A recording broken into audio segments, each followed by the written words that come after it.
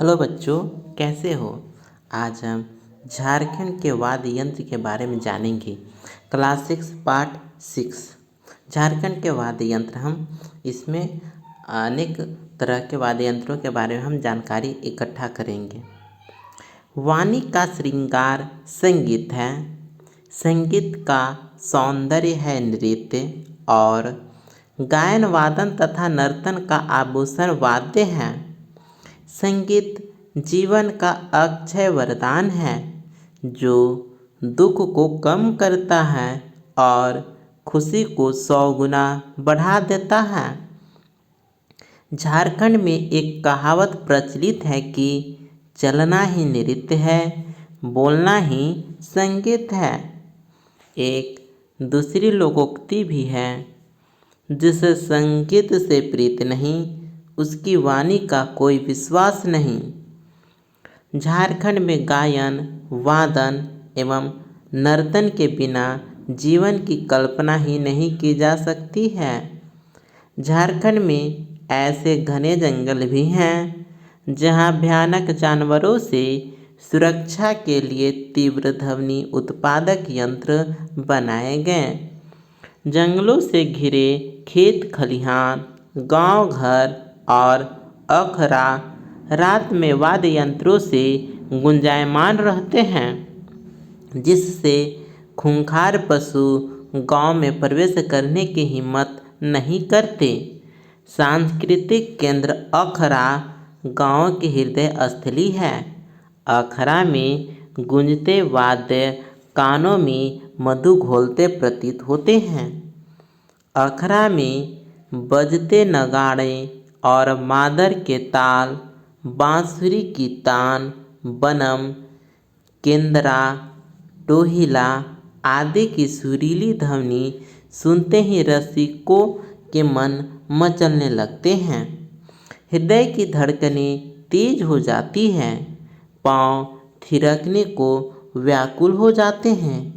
तभी तो झारखंड के हर घर में मांदर, ढोल, नगाड़ा, बांसुरी, बनम, केंद्रा, टोहिला इत्यादि कोई न कोई वाद्य अवश्य मिल जाते हैं। ये वाद्य लोगों को उत्साह, उमंग, उल्लास एवं आनंद में डुबोए रहते हैं। यहाँ लोगों का दिन कठिन श्रम में और रात मधुर गायन वादन और नर्तन में व्यतीत होता है। गीत, संगीत और नृत्य हम झारखंड वासियों के प्राण हैं। बिना वाद्य यंत्रों के प्रयोग के गीत, संगीत और नृत्य की कल्पना ही नहीं की जा सकती है। वाद्य यंत्र 4 प्रकार के होते हैं। पहला वाद्य यंत्र है अवंध्य वाद्य।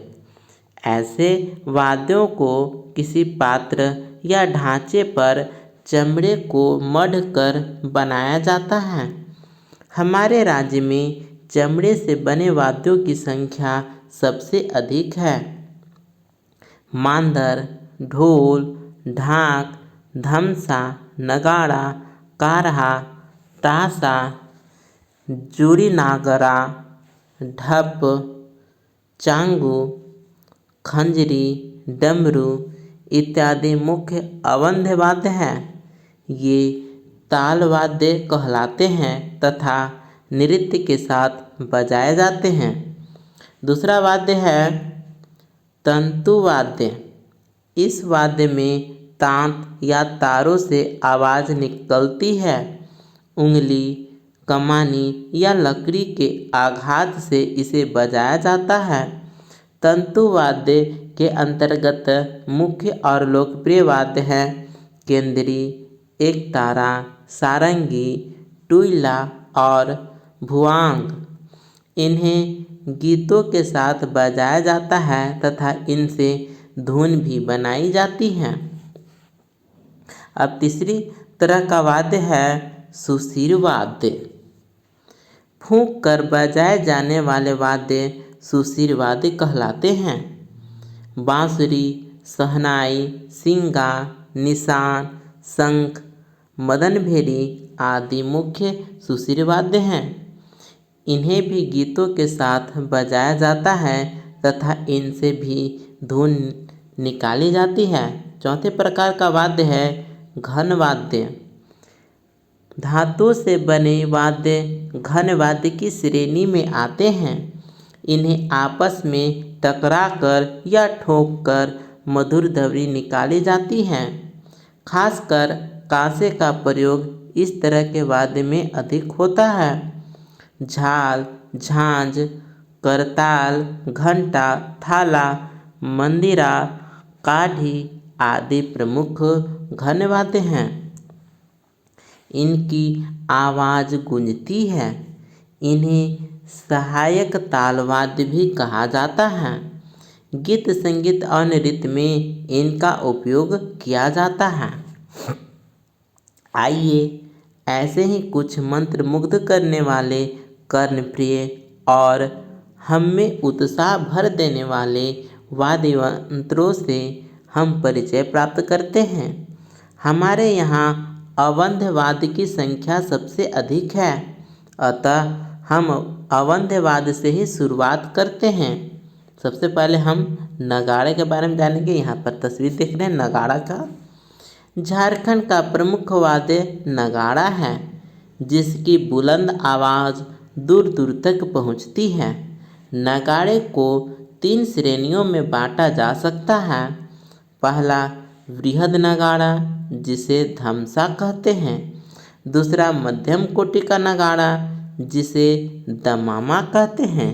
इसे गले में टांग कर बजाया जाता है। तीसरा छोटा नगाड़ा, जिसे टमक कहा जाता है। इसे कमर के सामने बांधकर बजाया जाता है। अब हम ढाक के बारे में जानेंगे। ढाक यह ढोल या ढोलक की जाति का वाद्य है। यह बहुत बड़ा होता है और इसे एक ही ओर से बजाया जाता है। इसे बजाने वाले एक हाथ में टिमनी और दूसरे हाथ से खाड़ी लेकर ढाक पर दोहरे चोट मारते हैं तो इसकी बुलंद, तेज और तड़तड़ाती हुई आवाज़ दूर से ही सुनी जा सकती है। अब हम ढोलक या ढोल के बारे में जानेंगे। यहाँ पर देख सकते हैं फिगर में ढोल और ढोलक का फिगर दिया गया है। ढोल और ढोलक को दोनों ओर से बजाया जाता है। ढोल एक ओर खाड़ी से एवं दूसरी ओर हाथों की उंगलियों से बजाया जाता है, जबकि ढोलक को दोनों ही तरफ हथेलियों तथा उंगलियों की सहायता से बजाया जाता है। ढोल मुख्यतः एक पूजन वाद्य है। पूजा के साथ साथ शादी, छऊ नृत्य, घोड़ा नाच आदि में भी इसे बजाया जाता है। इसके आगे हम जानेंगे रुंज के बारे में। रुंज इसका एक भाग खुला तथा दूसरा भाग चमड़े से मढ़ा होता है। चमड़े वाले भाग में एक चाप वाली खाड़ी से घर्षण कर इसे बजाया जाता है। अब हम मांदर के बारे में जानेंगे। यहाँ पर फिगर में देख सकते हैं मांदर का पिक्चर दिया गया है। मांदर यह झारखंड का सर्वप्रिय, आकर्षक और मधुर वाद्य है। इसकी मधुर आवाज़ देर तक कानों में गूंजती रहती है। प्रायः हर जाति और वर्ग के पास अपनी शैली का मांदर होता है, परंतु इनकी मूल संरचना लगभग एक सी होती है। खोरठा, पंचपरगनिया और कुरमाली मांदर, बूची मांदर या थेचकी मांदर कहा जाता है। मांदर का दाहिना मुंह पतला और बायां मुंह चौड़ा होता है। यह लंबाई में कम मगर गोलाई में बड़ा होता है। इसे बजाने वाले भी घूमता थिरकता है, इसलिए वह रस्सी के सहारे मांदर को गले में लटका लेता है। मांदर को पूर्वी प्रदेशों में मृदंग और पश्चिमी प्रदेशों में पखावज के रूप में जाना जाता है। अब फूंक कर बजाए जाने वाले वाद्य अर्थात सुशीर वाद्य के बारे में जानते हैं। सबसे पहले हम बांसुरी के बारे में जानेंगे। यहाँ पर बांसुरी का पिक्चर दिया गया है। बांसुरी से हमें कृष्ण भगवान की याद आती है। बांसुरी बड़ा ही मनमोहक वाद्य है। झारखंड में यह अत्यधिक लोकप्रिय है। यह विशेष तरह की डोंगी बांस से बनाई जाती है। उसकी मधुर तान और सुरीली आवाज़ श्रोताओं को मंत्रमुग्ध कर देती है।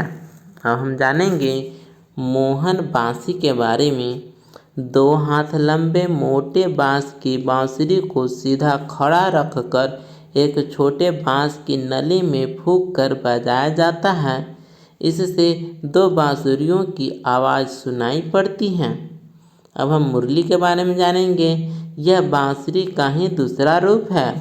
मुरली को मुंह में सीधा डालकर फूंका जाता है, जबकि बांसुरी को होठों पर आड़ा रखकर फूंका जाता है। अब हम जानेंगे शहनाई के बारे में। शहनाई यह मंगल वाद्य है। पूजा और विवाह जैसे अवसरों पर बजाए जाने के साथ साथ इसे छौ, नटुआ, पैका आदि नृत्यों में भी बजाया जाता है। इस वाद्य यंत्र में फूंकने का पन्ना पैपती ताड़ के पत्तों से बनी होती है और सारी लकड़ी की नली से बनी होती है। इसमें पैपती और सारी में लगा होता है। सारी खाड़े से जुड़ी होती है और खाड़ा पीतल कांसे के चोंगे से लगा होता है। इसकी ध्वनि तीव्र एवं मधुर होती है। अब हम जानेंगे शंखवा के बारे में। शंखवा यह भैंसा या अन्य पशु के खोखले सींगों से बना होता है। इसके नुकीले भाग के छोटे छिद्र में फूंक मारने से शंख की तरह आवाज़ निकलती है। चौड़ा भाग चोंगे का काम करता है। अब हम भेर के बारे में जानेंगे। यह झारखंड की तुरही है। घोड़े के हिनहिनाने जैसी तेज ध्वनि ही इसकी विशिष्ट पहचान है। यह एक मजबूत छड़ी के सहारे टिका कर बजाया जाता है। ऊपर यह बताया जा चुका है कि तांत या तारों से आवाज़ निकालने वाले वाद्य तंतुवाद्य कहलाते हैं। अब हम इनके बारे में जानते हैं। तंतुवाद्य के बारे में हम जानेंगे। सबसे पहले हम जानेंगे सारंगी के बारे में। सारंगी यह बहुत ही कर्णप्रिय मधुर आवाज़ निकालने वाला वाद्य है। सारंगी को बजाने के लिए धनुष का उपयोग किया जाता है। धनुष में घोड़े के बाल लगे होते हैं तथा घुंघरू भी बंधे होते हैं।